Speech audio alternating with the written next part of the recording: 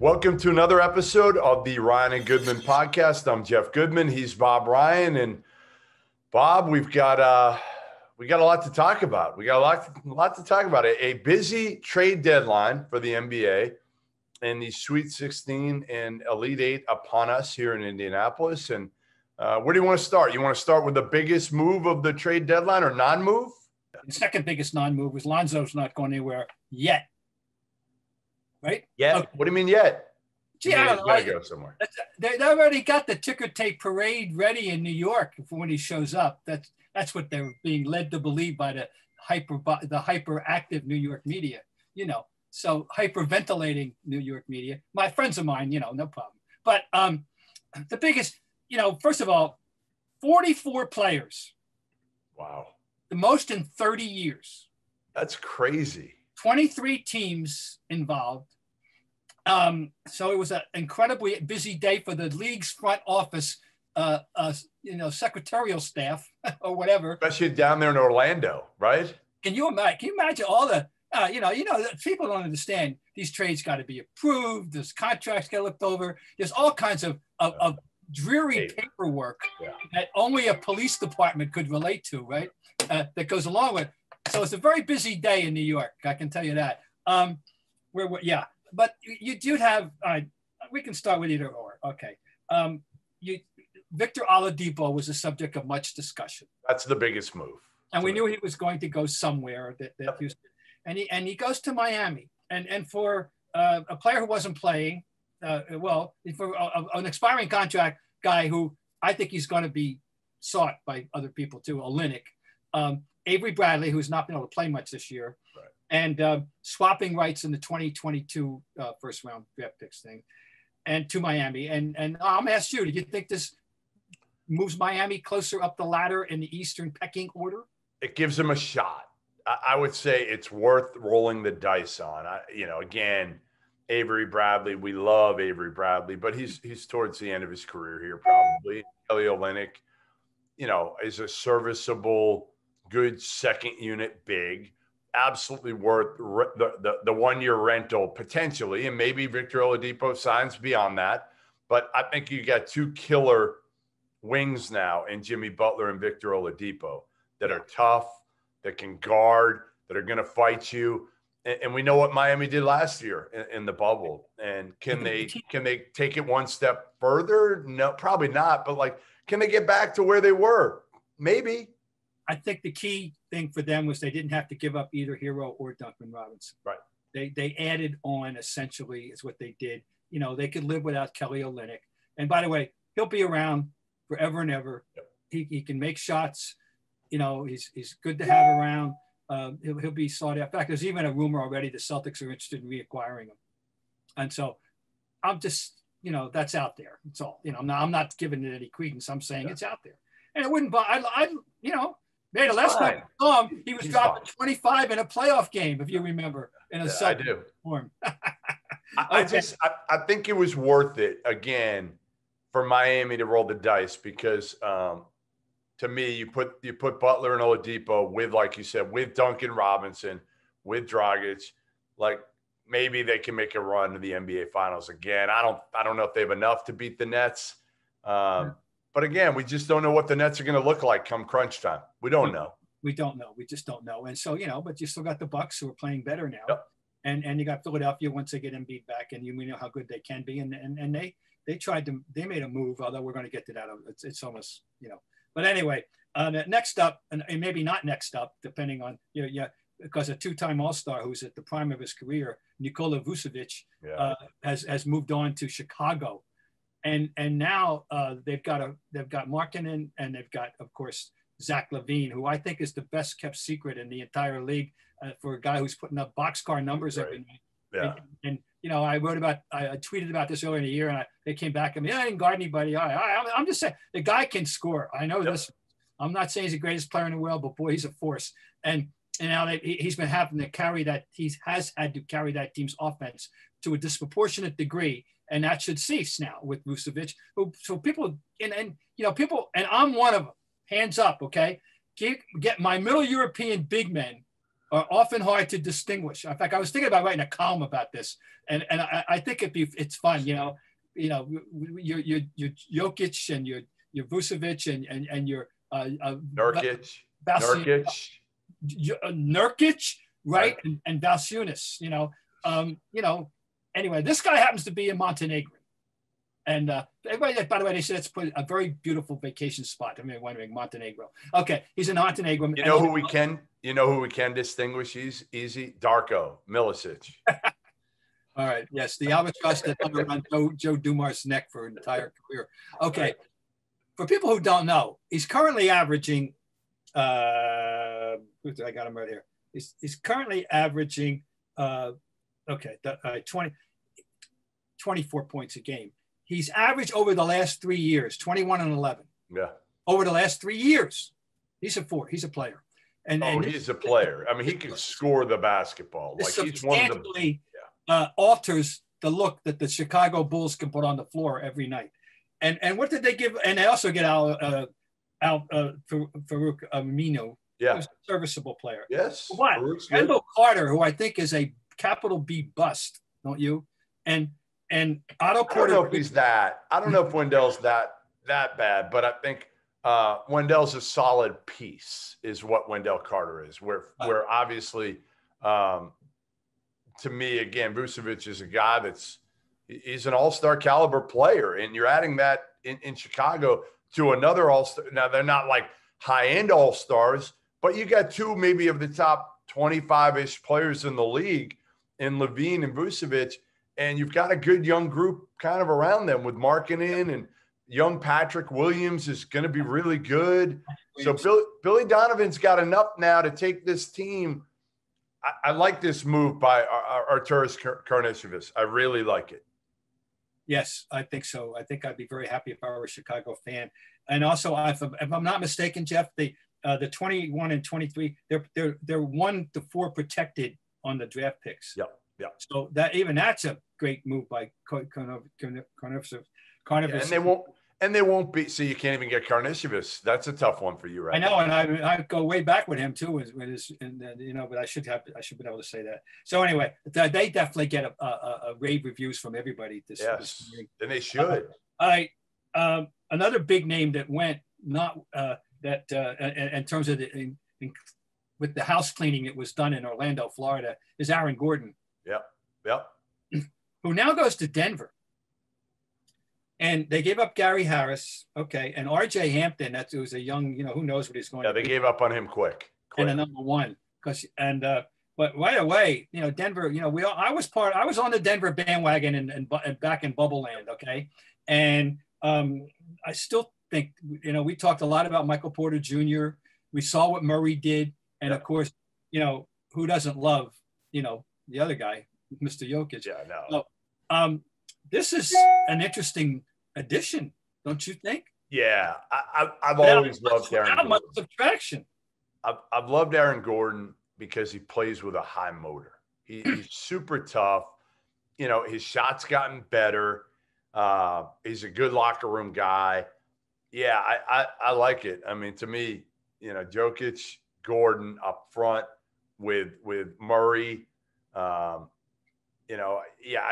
think they probably are missing one more guy in the backcourt, but they made themselves better. There's no doubt they made themselves better for now, and I'm happy to see these teams, to me, taking a run at it. Take a run at it if you're Denver, and who knows what happens. Last I checked, LeBron is hurt, Bob. There's great certainty and uncertainty in LA. I would think the Sharks are circling in that pool in the West, of course. I mean, we know it all might work out by the time it's said and done. Yeah. Davis is, cured from his current ailment, and it won't be his last, by the way. I don't think. It's just the way it is shaping up. And LeBron, who's 36 on the 30th of December. All right. So anyway, they're vulnerable right now. We don't know what they're going to be. So definitely Denver has to be thinking we can help. Okay, the couple other guys that people are going to be talking about. The Clippers have acquired a point guard who is now. I'm going to give you his perambulations. Okay. He played with the Celtics until the 14-15 season, and he got himself a nice ring in his second year in the NBA, and he was well-deserved. Since then, Rajon Rondo has played for Dallas, Sacramento, Chicago, New Orleans, the Lakers, Atlanta, and now he is a Clipper. It's just 17. 7 teams since he left Boston. Now, this shouldn't be based on his skill level, should it, Jeff Goodman? So I'm just, I think I've always said this about Rondo. Early on, he was hard for me to like. I just felt like he had an air of arrogance to him that pissed off every coach that ever coached him, including Doc Rivers. You know, he's hard to coach because he felt like he knew more than every other coach. From what I was told, he's a better locker room guy now than he was when he was with the Celtics. Like now, young players like Rondo, he still probably thinks he knows more than most coaches, but I think he goes about it a little bit differently. You know, I just think ultimately it's Rondo's not Rondo anymore. He's not a great defender anymore. He still can't shoot. That's gotten no better in his entire career. Yeah, he's a great second unit point guard. That's what he is because, again, he does make people better, Bob, period. Well, and of course, there's the idea of the playoff Rondo. The fact is he was an important piece of the Lakers puzzle as they marched to that last championship. The fact it is true. And I think he was a popular guy with them. Certainly LeBron liked him. And he's still only 35. He can give you a couple more years. But this is interesting. They needed a point guard, and they have a legitimate point guard. You know, they still, you know, Beverly's a professional pest, is what he is. And you know, he's the guard answer to Marcus Smart. You know, I mean, and there's a limit to his usefulness, and there's a usefulness, but there's a limit to it, and therefore they need something else, and they now have something else, and I know they're, I don't even guess they think they're getting, you know, that they're going to get one more playoff Rondo, you know, benefit, that they're going to be the beneficiary. How about that he was traded for Lou Williams? Lou Williams. I can't get over, every time I hear Lou Williams now, I just hear Doc Rivers on our podcast talking about Lou Will and how honest he was of like, I didn't want Lou at first. I didn't want Lou. And then, you know, and I think, again, I think that was the deal here was it had run its course in LA with Lou, right? The Ty's playing him 7 minutes less a game than he played last year. He's down 28-21. And so naturally he's scoring less. He's scoring 12 as opposed to 18. Just a year ago. Wow. I haven't watched him to know whether he's, you know, lost that proverbial step or he can't quite get that clearance he needs. Yeah, I mean, as you get older, that's one that he's not as old as you think because he came out of high school. He's 34. With the resume that he has, you might have thought that he'd be 38 years old. But the fact is, he's only really, quote unquote, only 34. But he's been around for 15 years. Guess what? He's going back home to where he played 7 years ago in Atlanta. Here's the sequence. Where he grew up. Here's the sequence for Lou Williams. So anyway, Philadelphia, Atlanta for 2 years, Toronto, Lakers, Houston, and then the Clippers since 17-18. That's his. And you know, he got to the point where I'm thinking, you got to talk about him for the Hall of Fame. As a the incredible six-man, you know, he's a multiple six-man guy. Well, I got to that point. Yeah. I got carried away. Okay, I see the look on your face. Okay, thank you. I didn't go to the jump through the computer. I didn't want to jump through the. I didn't go to the mattresses on this, Jeff. I let it run through my mind. Okay, that we have to consider as a six-man. You know, put him in the discussion. We don't need to water down the Hall of Fame. It's already a little bit watered down, Bob. I've taken a deep breath. Okay. All right. I'm fine. And I'm sober. I'm fine. Don't worry. Okay. But that thought just kind of raced through my mind. Okay. What else happened? Was there anything else of note other than Kyle Lowry staying in Toronto? I think a team that, you know, they're in what I call the dangers category. They were there last year and they're back to where they were out there in the far Northwest. Our Northwest outpost, which should be Seattle. That's another story. Right. It's Portland, Oregon. Norman Powell for Gary Trent Jr. I'll take that swap. And you know, hey, by the way, the backcourts reunited. They're back up scoring 58, 60 points a night again, those guys. You know, they had 57 last night, I think. McCollum had 32 and the other guy had 25, Lillard, something like that. You know, they're capable of dropping 60 on you any given night. They are. They got another, you know, Norman Powell had a breakthrough year last year, had a breakthrough, you know, and I think that's a nice move. Okay. And as I'm borrowing this, I can't take credit. Somebody on ESPN when I was watching, I'd like to give them credit. I don't know who said it, but they said it can't be a trading day without George Hill going somewhere. Here's George Hill's career, folks. First of all, he's 34. All right, go ahead. I'm going to count him. San Antonio. Yeah. Indiana. Yeah. Utah. Yeah. Sacramento. Cleveland. Milwaukee. OKC, and now, ladies and gentlemen, the city of brotherly love. Who holds the record? Hey, Bob, do we know who holds the record for playing for the most NBA franchises? No, I used to know. I know I used to know all the baseball things, and we all know who's the. You know, I don't, and that's a homework assignment. That would be an interesting. Like, has somebody played? How many teams do you think the record would be? Like 15? I don't know if it. I would doubt it'd be maybe a dozen. I'd be surprised if it were more than that. Yeah. But you know, it could be. Some of these journeymen. It's a great. But George Hill, I go back to. Oh God, I can remember when I was making a drive. Remember when Indiana made the great move and Roy Hibbert was still a viable force when there was still a role in the NBA for a guy like Roy Hibbert, and they made a run, and George Hill had a terrific playoffs that year. 13. I know it was 13 because I was driving cross country. I remember that and I associate it with driving cross country. He was great. He was great. But George Hill, who is the greatest player, he put Ooey Pooey on the map. Just know that. How about this? Ooey Pooey has a job vacancy right now. Oh, they do. Filled. That some people feel like at the end of the season here, George Hill's going to retire and get that job. I don't think it happens, but same thing with Speedy Claxton is, and we can transition now if we want. Just let me tell you, Ooey Pooey's on my list of 201, just so you know. There you go. I like it. Okay. I just went. There's a great venue here that is that the one you were at? So Farmers Field. No, it's their campus gym. So this one's different. You were at the Coliseum? It's called like Farmers something. Coliseum.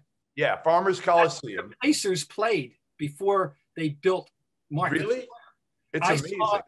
That's the home of George McGinnis and Bob Nedelicki and Slick. No way. I didn't know that. Darryl Carrier. You know, that's the way they played in early 70s. I don't know, it was 71 to them. So you've been there plenty. Have you been there plenty? Once. Okay. The Celtics played the Pacers. It's like a farmer's market around it. It's really weird when you drive in and there aren't any people there now, but I didn't know it was still standing. Yeah. And it's funny that the Market Square has come and gone and that thing is still there. Well, that's where I went to see the Celtics play the Pacers in the next NBA exhibition. In the early, I don't know exactly what year. I'd have to go look it up, 71, 2, maybe 3. But one of those years, it was my first visit to Indianapolis, which is a very different city now than it was then. In fact, I tell everybody that it's the most improved big city in America of all the ones I have visited. Really? It was that bad? It was that bad years ago? Desolate, really dreary, nothing happening downtown Indianapolis in those days. Still dreary today, Bob. It's still. I still think it should be the permanent home of the men's tournament. And I'm with you. All right, I'm with you, and we'll get onto it now. It's just so different right now. It's hard for me to evaluate it because obviously we don't have full capacity fans, so there's no real feel with the tournament yet. Yeah, now, that may change with the Final Four because then you're going to have 25% of. It's not going to be what it ought to be, and it's no possibility that buzz that permeates that city when we have a normal Final Four. And thank God they're in the rotation. And I hope I certainly am around to get back. I intend to get back on the road next year and go to the net, which is New Orleans. You better be back next year. Which is New Orleans. And that I'm always in favor of anything that goes on in New Orleans. And by the way, happy birthday last week to Clarence Frogman Henry. I want to point that out. He turned Who? Clarence Frogman Henry gave us one of the great one-hit songs in the 50s, Ain't Got No Home. Are you going to sing that one to us? I can do a little part of it because he does it in multiple voices. Woo, woo, woo. People who know the song know that wasn't too bad. Now, Clarence Frogman Henry in New Orleans. So anyway, I did digress a bit on that one, but there we go. Back to Indianapolis. Won't be what it ought to be, but it is the perfect place for the Final. Yeah, it is because it's compact, because you could see everybody there. Everything's downtown. There's a bunch of hotels. There's plenty of everything, plenty of places to eat and drink, plenty of places to gather. And God, the facilities, you don't have to argue about the facilities. So my hotel goes to the canal here. It backs up to the canal so I can see it. So 2 days ago, it was beautiful, 70 degrees. I'd never even walked the canal. Great walk. Yep. Beautiful. Like, again, if the weather's good here, it's nice. Today, it's right. Probably no better than it is back home. An excellent art museum. My wife assures me that she looks forward to when she goes there and everything. And anyway, Indiana, I'm all a right, big. So what are you looking forward to most here with the Sweet 16? Are you hoping that Oral Roberts keeps going in this deal and Max Asmus and Kevin O'Banner beat Arkansas and go to the Final Four? Are you the guy that's like, you know what? No. It was a fun story, but let's get some heavyweight, as many heavyweight matches as we can in the Final Four. I am convinced. I've been convinced by the experts, like such as yourself, that this was a sadly and underseeded team, Oral Roberts. Yeah. That this shouldn't have happened. And the two things that everyone seems to agree on are that they were underseeded and Loyola was underseeded. Yes. There hardly were an 8. And Oral Roberts is better than a 15. Okay. I'm okay either way. I got nothing against Arkansas. I like the way they play. I got nothing against them. I don't have any, I can't stand them. That's from, of course, that's. Well, there's no teams you hate in this tournament now, Bob. There's no teams that anybody who's the team in the tournament? Well, I think in the East and in the Big East, Syracuse, because let's get serious. Syracuse is a buzzword for all the media guys. Everybody makes jokes. The two schools that have produced the disproportionate number of media are Syracuse and Northwestern. We know that. Everybody seems to be either a Syracuse or a Northwestern guy. And I once wrote a column before we had a regional here in which Syracuse was in. And I jokingly wrote that every office in the I-95 corridor from Washington to New York has got a Syracuse guy, and he brags about Syracuse, and that just seems to me they're the one possibility where people would line up and say, get out. And you didn't even go into Boeheim. A lot of people. And then there's Boeheim. Jim Boeheim has created an image for himself over the years, and he makes himself.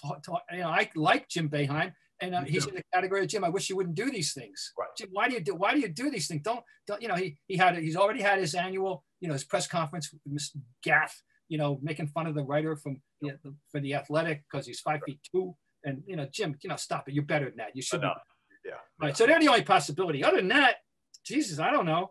I think the story for me is still it's the obvious story. Can Gonzaga do it? Yeah. I mean, this is 45 years. Teams have come in and they've got the dual burden of not only of the history than anybody would have, but they're on this is a 23-year run that they're on starting in 1999. And they've knocked on that door, including going to a championship game. And I don't know if their citizenry are okay with, that, my God, I can't believe how lucky we've been. Or they're saying, okay, Mark, get it done. Okay, guys, get it done. These kids, and is the pressure going to mount with each game? The thing that starts to worry me, you're looking for things to worry about, this is the fact that they have won every game but one by double digits. means that they have zero experience this year as a unit in a close game against a half-decent team. Yep. And I'm sorry, I would be willing to bet they're the only one of the remaining 16 that can make that statement about whom you could say. I can't believe, I mean, I've done my homework on all other 15, but I find it hard to believe that none of the other 15, that all the other 15 had to sweat. First of all, they all had losses. Secondly, right. They won some really tight games, I would think. So they haven't played anybody really good. Yep. I mean, BYU is the one team that you'd say is like pretty good, but BYU got knocked out early. They weren't great. They played them 3 times. Other than that, the last decent, and I don't even think Virginia was that good. That was the last decent team they played, was December 26th was the last team that, they played Iowa, early. They played Kansas early. Kansas, we know, wasn't very good. No. They played West Virginia, Iowa, and Virginia. Now, they're a great team. But again, like, Virginia's not great. Kansas isn't great. Now, they beat them all, and they beat them all pretty handily. So we know Gonzaga is a great team, but it's not like they've run the gauntlet here by any means. No, we were deprived of a game with Baylor due to COVID, which would have been very interesting. I'm glad we didn't get it, because now I want to get it in the national title game. And Baylor, would you agree? I think they have survived the, in the immediate aftermath of their 3-week absence with COVID, they lost twice. They didn't look the same. We said, oh, they're not the same. The team I've been watching in this tournament, that's pretty damn good. Yeah, I picked them to win it all. I talked to Scott Drew the other day, and the one thing he said was, listen, we came out of the pause. They played a game after 2 practices, and he said, and then everything was jammed up because of the pause. So we're playing a bunch of games in a short period of time, so we didn't have a chance to practice. It was play a game, prepare for the next game, play the next game, maybe have one practice in between if we were lucky. So they didn't have a chance to get better back to what they were defensively.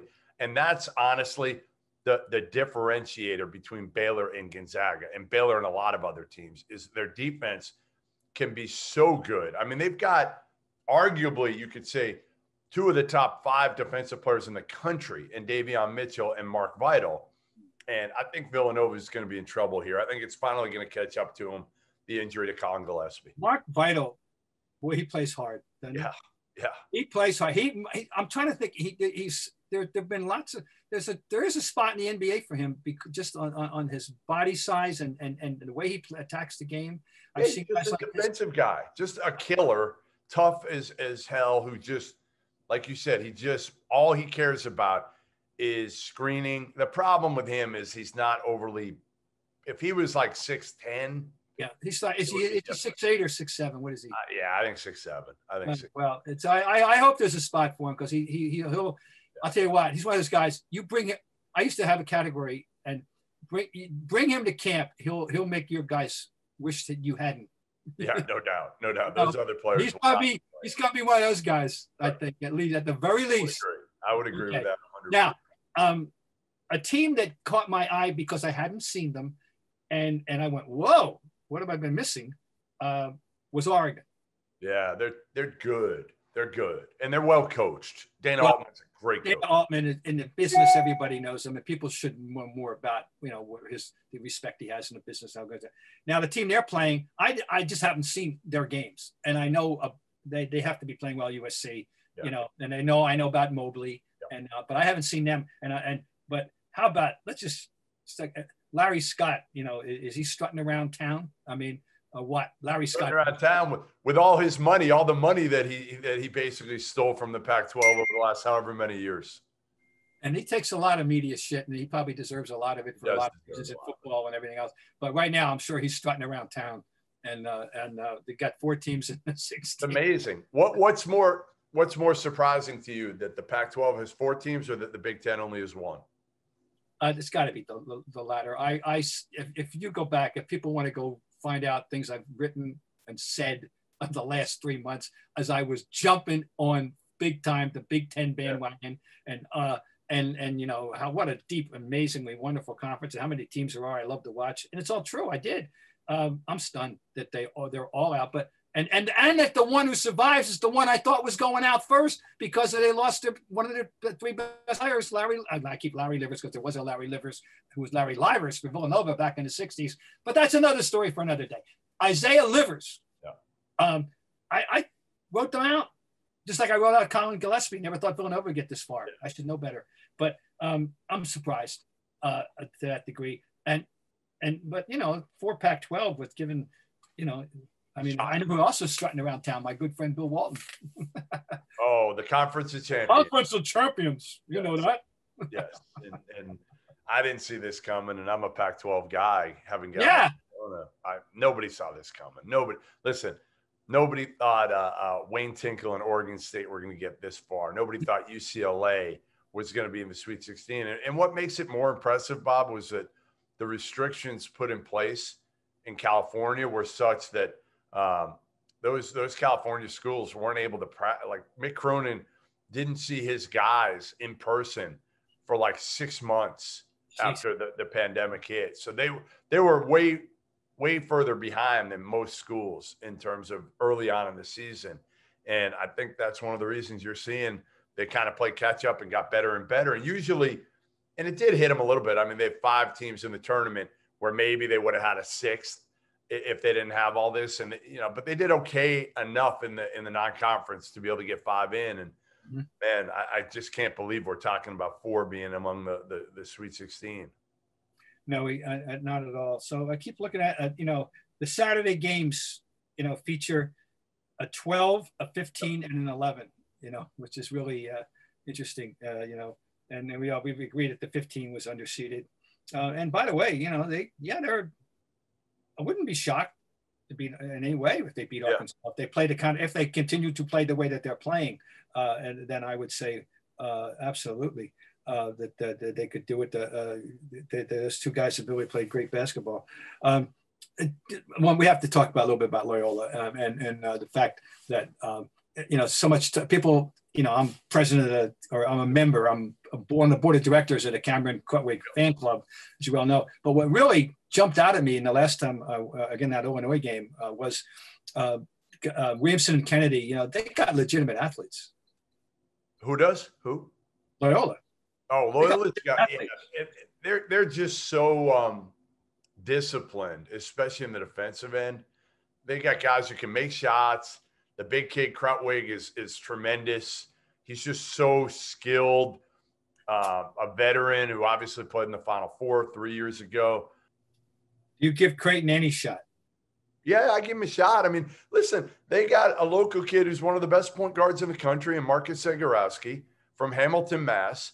They've got one of the best shooters in the country, in Mitch Ballock, who could match if Greg McDermott ever got him to shoot more. He could literally match Corey Kispert bucket for bucket from 3. So you're talking Suggs Zagorowski, Kispert Ballock. Timmy's the one that nobody has an answer for. Nobody has an answer for Drew Timme. I figured who I got to, you know, reminds me of on Timme. Go ahead. The young Paul Gasol. That's a good one. That's actually a really good one. I like that. Yeah, I mean, that's his skill set. He's a skilled, you know, there's talented big men, there's aggressive big men, you know, and even in the NBA, there's different categories of it. Skilled big men. Is a little bit of absolutely everything. I think that, and Timmy's I think he's a young Paul Gasol. And you're right, Zagorowski could drop 30 on him easy. I mean, on anybody at any given time. Like, you got a junior point guard who's really good, one of the best point guards in the country, going up against a freshman in Jalen Suggs. You know, Creighton's older. They're deeper. I'm not sure I'm not sure they beat them, but they can score the ball. Now, again, can they stop Gonzaga? No, they can't. But I don't think Gonzaga can probably hold down Creighton either defensively. I think it's going to be the most fun game of the Sweet 16. Probably the one that I'm most. I had to pick between. So I tried. I think I told you last week. I tried to get David Warlock to allow me to do all 8 games. Yes. During the day, he wouldn't let it happen. I don't know why exactly. So yeah.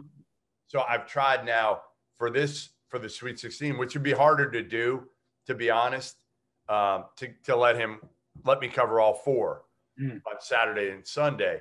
It's hard because they're backed up. So I probably couldn't do you can't do full all four. They're about Hinkle to Bankers Life is about 15 minutes away. Yeah. So I'd miss like the first part of the, first part of the first half at each game. But it would be fun to do. It'd be really fun to do, Bob, if I could pull it off. So I'm waiting to hear back from Warlock whether he's going to allow me to do that or not. But, to me, I think the best game of the tourney for me on, if you're looking through, I picked Villanova Baylor and Syracuse Houston, those two over Oregon State Loyola and Oral Roberts Arkansas. As much as I want to be there for the Oral Roberts game, I just felt like the Villanova Baylor and the Syracuse Houston were probably better games. Yeah, I agree with you. And then Sunday, I went with this was tougher. So you either can go Florida State, Michigan, and UCLA, Alabama, or Creighton, Gonzaga, and Oregon, USC. I went Creighton, Gonzaga, and Oregon, USC. Yeah, you want to be there if Creighton goes down. Right. Really. You have to look at that. Journalistically speaking, you have to. You got to be there. That was my take. That was my take. Is that's going to become the story now. Like it really hasn't the undefeated season. It really hasn't been a huge story, but it will be if they get to the Final Four. Yeah, I would. I can't imagine. I still think that's a rather obvious one to me. So yeah, I think you're making good choices there. But hey, they're all fun choices. I'm glad you're lucky to be there. I think in this circumstance, and I always just love this time of year. It'll be fun. It'll be fun. Can't wait. And we will see you guys next week. Yeah. The Ryan and Goodman podcast. Thanks for joining us. Make sure you subscribe wherever you listen to your pods.